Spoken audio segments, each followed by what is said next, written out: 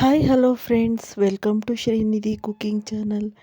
ಇವತ್ತೊಂದು ಸಿಹಿ ಗೆಣಸಿಂದ ತುಂಬಾ ಸೂಪರ್ ಟೇಸ್ಟಿಯಾಗಿರುವಂಥ ಸಿಹಿ ಗೆಣಸಿನ ಲಡ್ಡು ಮಾಡೋದನ್ನು ಹೇಳ್ಕೊಡ್ತಾ ಇದ್ದೀನಿ.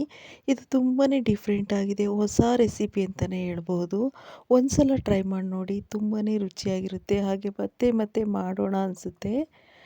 ಮೊದಲಿಗೆ ಯಾರೆಲ್ಲ ನಮ್ಮ ಶ್ರೀನಿಧಿ ಕುಕಿಂಗ್ ಚಾನಲ್ನ ಇನ್ನೂ ಸಬ್ಸ್ಕ್ರೈಬ್ ಮಾಡ್ಕೊಳ್ಳದೆ ನೋಡ್ತಾ ಇದ್ದೀರೋ, ದಯವಿಟ್ಟು ಅವರೆಲ್ಲ ಸಬ್ಸ್ಕ್ರೈಬ್ ಮಾಡ್ಕೊಳ್ಳಿ, ನಮಗೆ ಸಪೋರ್ಟ್ ಮಾಡಿ ಹೆಚ್ಚು ಹೆಚ್ಚು ನಮ್ಮ ಚಾನಲ್ನ ಅಂತ ಕೇಳ್ಕೊತಾ ಈ ವಿಡಿಯೋನ ಹೇಗೆ ಮಾಡೋದು ನೋಡೋಣ ಬನ್ನಿ.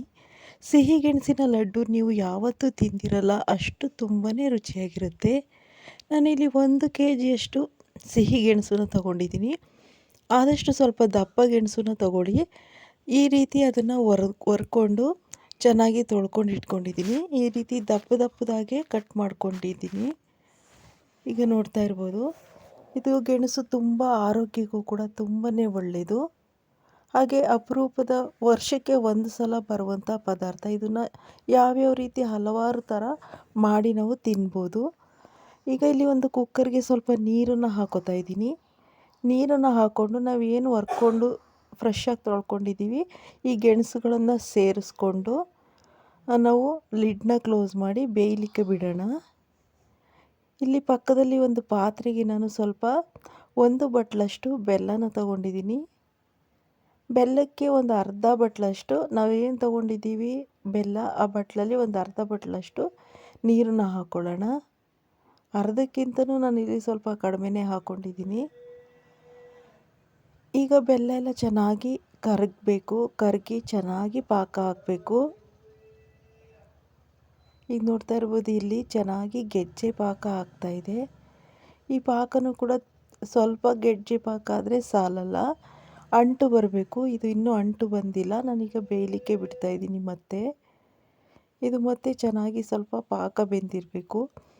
ಅಷ್ಟರಲ್ಲಿ ನಾವು ಬೇಯಲಿಕ್ಕೆ ಬಿಟ್ಟಿರುವಂಥ ಗೆಣಸು ನೋಡಿ, ಈ ರೀತಿ ತುಂಬಾ ಸಾಫ್ಟ್ ಆಗಿದೆ. ಆದರೂ ಪರವಾಗಿಲ್ಲ, ಎಲ್ಲ ಈ ರೀತಿ ಆದರೂ ಪರವಾಗಿಲ್ಲ. ಇದನ್ನು ಒಂದು ಜಾಲರಿಲಿ ನಾವು ಈ ರೀತಿ ಚೆನ್ನಾಗಿ ಗೆಣಸಲ್ಲಿರುವಂಥ ನೀರಿನ ಅಂಶನೆಲ್ಲ ತೆಗೆದುಬಿಡಬೇಕು. ಈಗ ಅದನ್ನು ನಾವು ಒಂದು ತಟ್ಟೆಗೆ ಹಾಕ್ಕೊಳ್ಳೋಣ.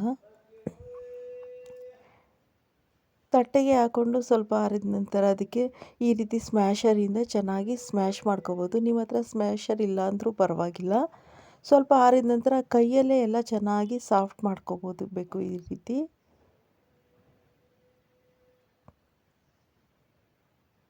ಈಗ ಇಲ್ಲಿ ಚೆನ್ನಾಗಿ ಪಾಕ ಬೆಂದು ರೆಡಿಯಾಗಿದೆ. ಅಂಟು ಬರ್ತಾ ಇದೆ ನೋಡಿ, ತುಂಬ ಗೆಜ್ಜೆ ಪಾಕ ಆಗಿ ಒಂದು ಗಟ್ಟಿ ಪಾಕ ಆಗ್ತಾಯಿದೆ. ಈ ರೀತಿ ಸ್ವಲ್ಪ ಅಂಟು ಪಾಕ ಬರಬೇಕು. ನಾವು ಪಾಕ ತಗೊಳ್ಳೋದ್ರಲ್ಲೇ ಇದು ಲಡ್ಡು ತುಂಬಾ ಚೆನ್ನಾಗಿ ಬರೋದು. ಇಲ್ಲಿ ಬೆಲ್ಲನೂ ಕೂಡ ಕ್ಯಾಲ್ಶಿಯಂ ಅಂಶ ಇರುತ್ತೆ. ಗೆಣಸು ತುಂಬಾ ಒಳ್ಳೆಯದು, ಹೆಲ್ತಿ ಫುಡ್ ಅಂತಲೇ ಹೇಳ್ಬೋದು. ಈಗ ಸ್ಮ್ಯಾಶ್ ಮಾಡಿರುವಂಥ ಬೆಲ್ಲನ ನಾನು ಇಲ್ಲಿ ಪಾಕಕ್ಕೆ ಹಾಕ್ತಾಯಿದ್ದೀನಿ. ಸ್ಮ್ಯಾಶ್ ಮಾಡಿರುವಂಥ ಗೆಣಸನ್ನ ಈ ಪಾಕದ ಜೊತೆ ಹಾಕಿ ಚೆನ್ನಾಗಿ ಮಿಕ್ಸ್ ಮಾಡ್ಕೊಳ್ಳೋಣ.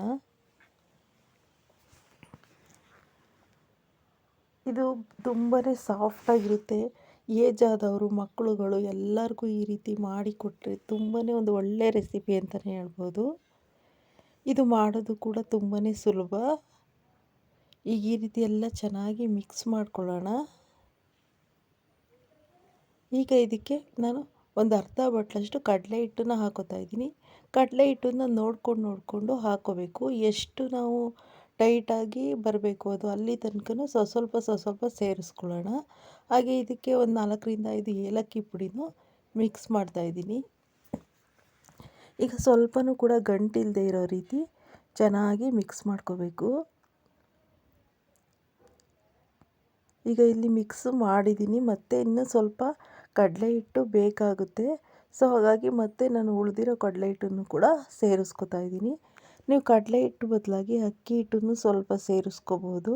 ಬಟ್ ಇಲ್ಲಿ ಕಡಲೆ ಹಿಟ್ಟನ್ನು ಹಾಕೋದ್ರಿಂದ ಈ ನಾವು ಲಾಡು ಥರನೇ ತುಂಬ ಟೇಸ್ಟು, ತುಂಬ ರುಚಿಯಾಗಿ ಬರುತ್ತೆ. ಈಗ ಎಲ್ಲ ಚೆನ್ನಾಗಿ ಮಿಕ್ಸ್ ಮಾಡ್ಕೊಳ್ಳೋಣ. ನಾವು ಇದನ್ನು ಮನೇಲೇ ಮಾಡಿದರೆ ಮಕ್ಕಳಿಗೆ ಕೊಟ್ಟರೆ ಇದು ಯಾವ ಸ್ವೀಟಮ್ಮ ಇದು ಅಂತ ಕೇಳ್ತಾರೆ. ಅಷ್ಟು ಚೆನ್ನಾಗಿರುತ್ತೆ. ಇದು ಗೊತ್ತೇ ಆಗೋದಿಲ್ಲ, ಅಷ್ಟು ತುಂಬಾ ಒಳ್ಳೆ ರುಚಿ ಬರುತ್ತೆ ಇದು.